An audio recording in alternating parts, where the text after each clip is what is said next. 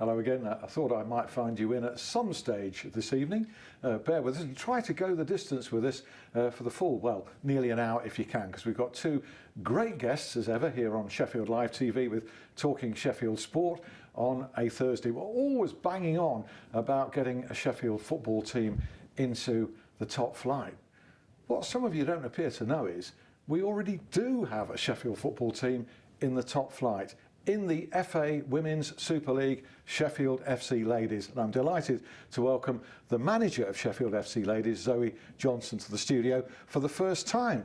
Even though that we did have Helen Mitchell from your club a couple of months ago, who set the scene and talked to us about the meteoric rise of Sheffield Ladies team. And we'll hear far more about it from the manager, Zoe, here tonight. And Rob O'Neill, a guy that I see regularly during the course of a football season. Many of you will hear his voice, particularly if you're Sheffield Wednesday supporters. He is the Owls official club commentator with online commentary with another good mate of mine, John Pearson, right the way through the season. And you might know then he sometimes gets a little bit excited. Is that right? Sometimes, yeah. We have been known to get a little bit carried away. But I think we're quite fair, to be honest. We try obviously our best to kind of reflect the mood of the supporters. So, you know, if there's been a controversial incident, you know, we're getting caught up in it. But, you know, to be fair, we also do say if it's not a penalty, you know, John's often said, no, the referee's got that right. So it's not always one way. Yeah, good cause to get excited last season. In the second part of the show tonight, we'll show a couple of clips of just how excited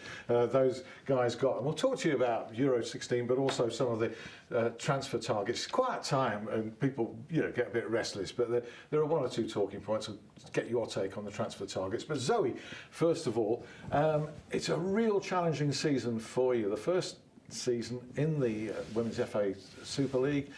You're in League 2 of that, but actually you're in the Elite 20 because there's just 10 teams in each section, so you're one of the top 20. We are, yeah, and we're the only team that's actually been promoted through merit, which is something that the club's really happy and pleased about. You've made all these leaps. It's scarcely believable, really, from where you came from. It is, yeah. When you think how many years it's taken and to keep just getting promoted and promoted, it's been an absolute fantastic achievement. Are you aware of their success, Rob? As aware, perhaps I feel quite guilty sometimes that I'm not as aware of it as I perhaps should be. Yeah, I mean, I think you just need to look at the way that the women's game is going now. I mean, the standard just seems to be rising. Whenever I get a chance to watch any sort of on the TV, if it's televised, or even in the media now as well. I mean, we've seen that. You'll probably have seen that as well with the the Euros on now. You get a female perspective on things, which I think is great. Yeah, it's it's not so one-sided anymore. Getting bigger and bigger, and to think the Women's World Cup recently, that's what's really stemmed it off at the minute. There's a massive boost, and it's great to see. Really, I can only see it keep getting better and better. Really. It's hard work to get it there, but it's great to see the big clubs with teams in there like Everton, I think, and Manchester City, and quite a few others. But there's still room for Doncaster Bells, and some of the stalwart clubs. Whereabouts do you see yourselves ultimately at that level? I mean, this first season's about staying there, surely, isn't it?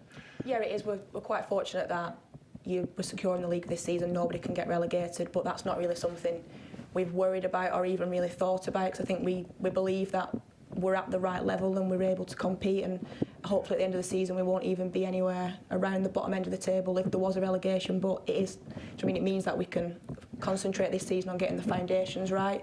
Is it just this season there's no relegation, or how does that work going? Yeah, it's just this season, and then next season it's up for review on how it'll work then at the moment. Right. But do you know what I mean? It's give us a little bit of security for now anyway. We've just had half a dozen matches. You're not bottom, you're second from bottom, which I think is a respectable start. And crucially, you've got 4 points. You've got to win that first win, and that must have been pretty elating, I would think, but also a relief. Yeah, we got our first win actually in the Continental Cup against Durham before we got our league win. So as much as we were delighted to get that first win against Durham in the Cup, we just wished it was in the league, because the table didn't reflect how we'd been performing. We've had a very difficult start. We've had some tough teams. So when the last game before the mid-season break, which we're currently in now, when we got that win, it was a sigh of relief for me, but I think for the club and for the players, everyone was just absolutely ecstatic that we've got that, and I think we've deserved it, and I think it was a long time coming. And I keep saying to people, it will come. There'll be a game where the floodgates will just open and we will start hitting the back of the net, and we were just fortunate that come against probably one of the best teams in the league. Yeah, and it was at home as well, wasn't it? It was. Home supporters enjoyed that. Yeah, it was at home. Yeah. We were just gutted that we was going into the break, because we just feel like we've just started to find a little bit of momentum and starting to strive forward. But it's great for you. Your first win as a manager, but you've been coaching for a few years now. You're from Rossendale in Lancashire. I made some notes about you earlier today, that Leicester and Blackburn, I think you coached for previously. Yeah, that's right. I still coach at Blackburn now as part of the Girls Centre of Excellence. But yeah, in the ladies setup, I've worked at Blackburn and Leicester as well. So this is kind of a part-time, full-time role, is it? That Sheffield dovetails in with other jobs, or what? It's a part-time role, but as everybody knows with football, it takes over your life, and it's certainly not part-time hours. No, I can imagine that. You're only 26 now. That's young. You must be. Tell me now. You've got to be the youngest manager in the Women's Super League. I don't know off record. I don't know whether I am or not. Probably not far off. I wouldn't be 100% sure to quote it, but yeah, probably one of the youngest ones. Yeah. But it's just one of them things. I think, do you know what I mean? It's a learning curve for me going into the league, but it's also a learning curve for me as a manager at this level, even as a coach at this level. But I'm just happy that the club have trusted me to do the job, and hopefully I can do well.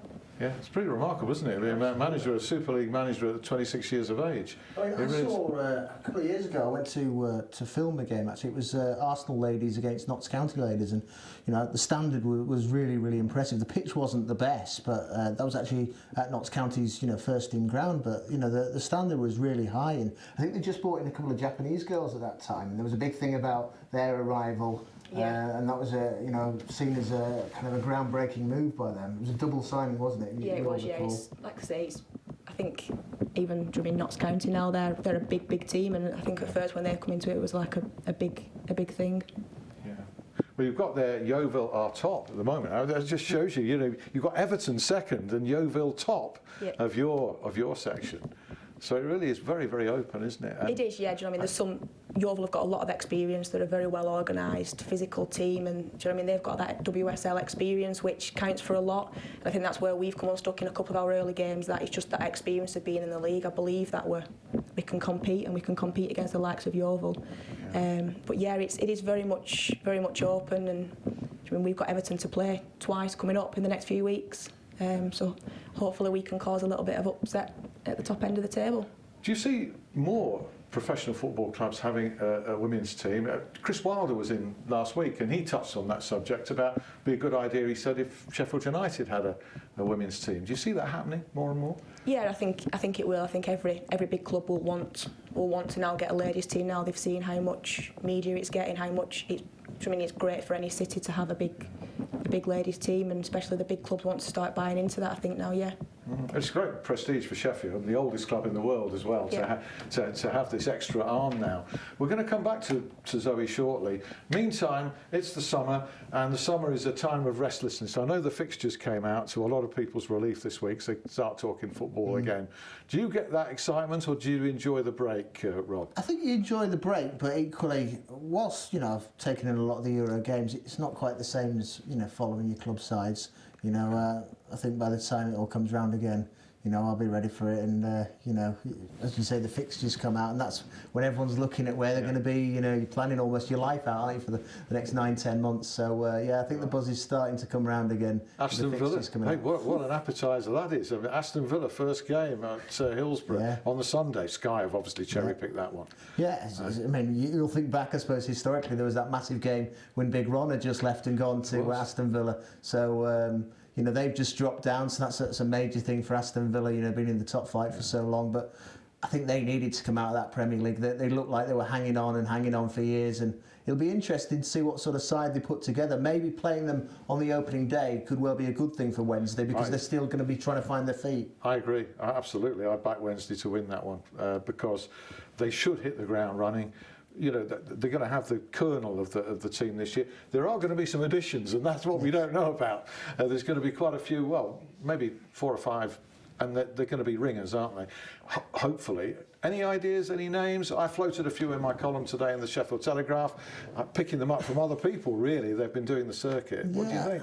I think, you look at probably the last year or so, I think it's been quite hard to determine who Wednesday are after. They seem to be keeping their cards very close to the chest, and then they almost like to unwrap 2 or 3 presents all at once. They've kept everything back, and then we get the news sort of drip-feeded in one block rather than kind of, one signing at the beginning of the month and maybe another one 2 or 3 weeks later. They tend to get them in clusters, so I'd imagine it'll be a similar scenario this time around. Yeah, I was talking to Dom Howson of the Sheffield Star, who's been in that seat about 4 times. He's got the most appearances on this show, and he was saying, that they're not likely to sign players while Depon Chansiri is away. Yeah. If he's due back in early July or whenever, that's when the action's likely to start, really. But I have to say, and I wrote about this in the column today, I'm just trying to give people an idea of the way it works, is that it isn't that you can just ring up the manager or the chairman or somebody at the club and find out what's going on,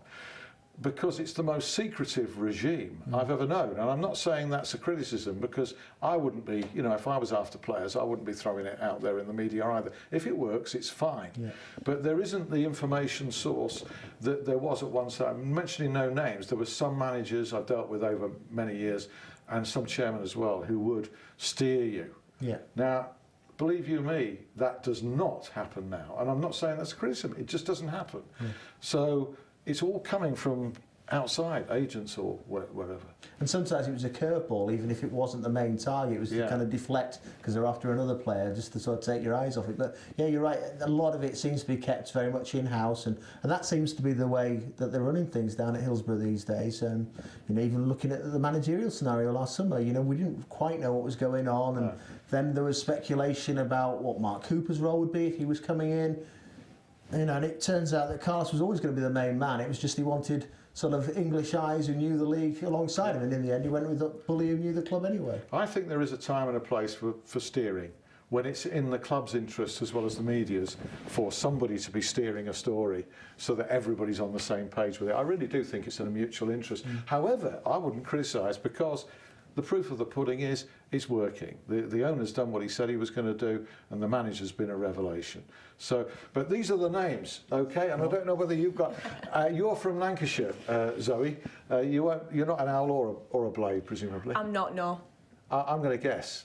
I'm looking at I know it's Sheffield FC kit there, and it's red. But I'm guessing Manchester United. You're spot on. Am I? You are, yeah. It had to be Manchester United. Right, so you won't have heard of any of these names. They're so far below. Probably not. Ross McCormack is an old chestnut, from last year, but certainly not at £12 million. Yeah, it seems a lot of money. He's one of those strikers, isn't he, that likes to drop into midfield, wants the ball, in some ways similar to Forestieri. Yes. I wonder whether we need somebody who's maybe a little bit quicker up front, maybe somebody that's in the mould of Atty, another big striker as well, but perhaps with a few more goals in return. I'm not sure we need that type of forward. I think it'd be hard to kind of get the jigsaw right if you had 2 players like that. I agree. I find it hard to see where he would fit. Yeah. And there's already a forward there, Gary Hooper, who drops deep as well. Yeah. And McCormack doesn't seem to fit that particular role, but he's a great goal scorer. He can finish, and he can score with either foot, and he's scored goals in a struggling team as well. Stephen Fletcher, who I think does fit personally as a target man role.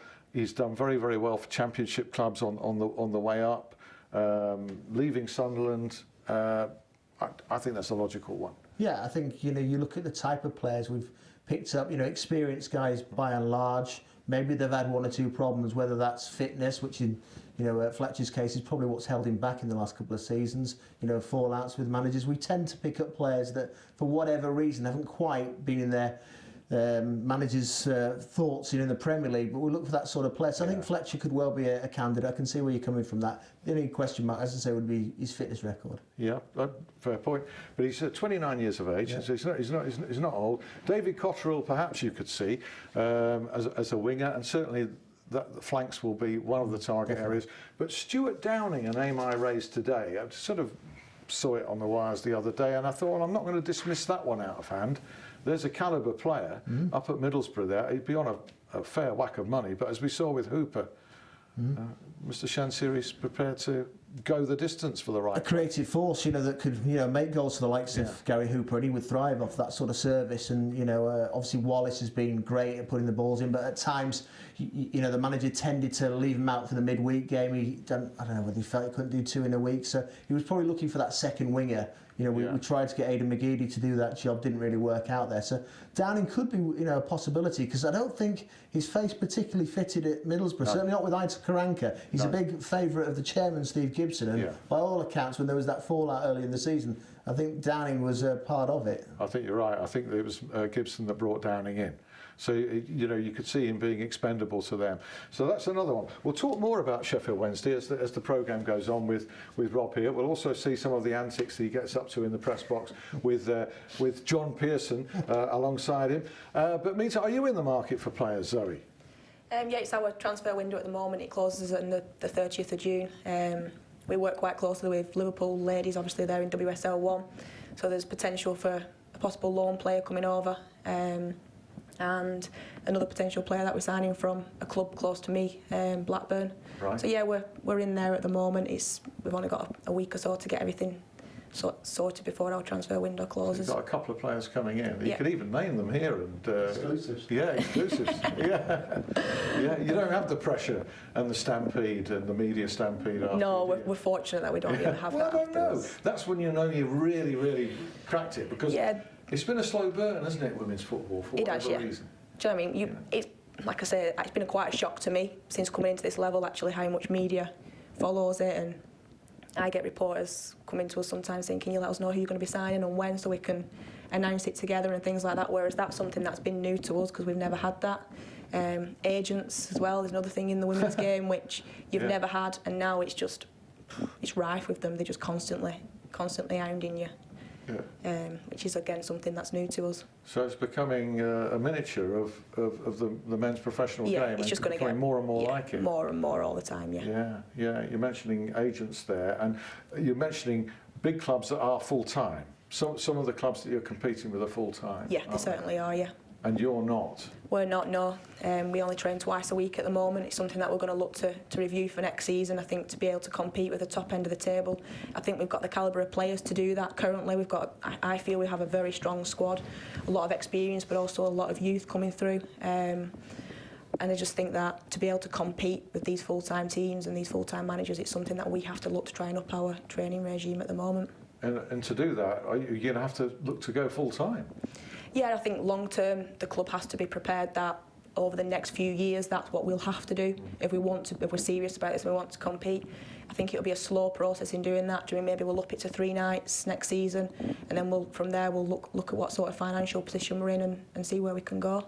Because from talking to you earlier, you do have some full-time players. So 6, is that right? Yeah, they're not full-time, but we have 6 contracted players, but they're still not full-time. It just basically means that we secure them with us for the 12 months, because the other players that aren't contracted, teams can come in for them with literally just a 7-day notice, and they can take them away. But obviously it costs a lot more money to put players on contracts. Is the pay in the women's game enough for a player to say, well, I've got a good job here, but I can leave that good job and just play football?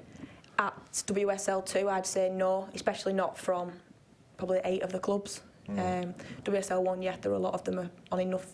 I still personally don't think it's enough to, unless you're at the likes of Manchester City and Chelsea. But every player in WSL 1 is full-time. Right. That's interesting. And hopefully that you're going to grow, because I know that the FA supports you well. I think the figure was £35,000 that you get each club. Is that right? Yeah, they get that from the FA. So it's like support from the FA, but that doesn't cover a lot at all. Obviously, you've got to get a lot of your. When you're not involved with a major men's club at the top level in the men's game, it's quite a big ask. And we've just been looking at the club have supported it this year. And it's about sponsorship. It is, yeah, massively. And how are you doing on that front? Okay. Yeah, we're doing all right at the minute. We've got quite a few things in the pipeline, and hopefully it'll try and secure us a little bit more of a longer term future. Yeah, excellent. Well, thanks, Zoe. Stick around for the second half. We'll ask you about the kind of support that you're getting and some of your plans, who you're playing, next, and we'll investigate the women's game a lot more. And your thoughts on the game generally, the way it's evolved and developed. Heading, for a start, has improved out of this world from the way it was a few years ago, and other qualities. With Rob O'Neill, with Zoe Johnson, James Gregg will join us. Do rejoin us in 5 minutes. See you then.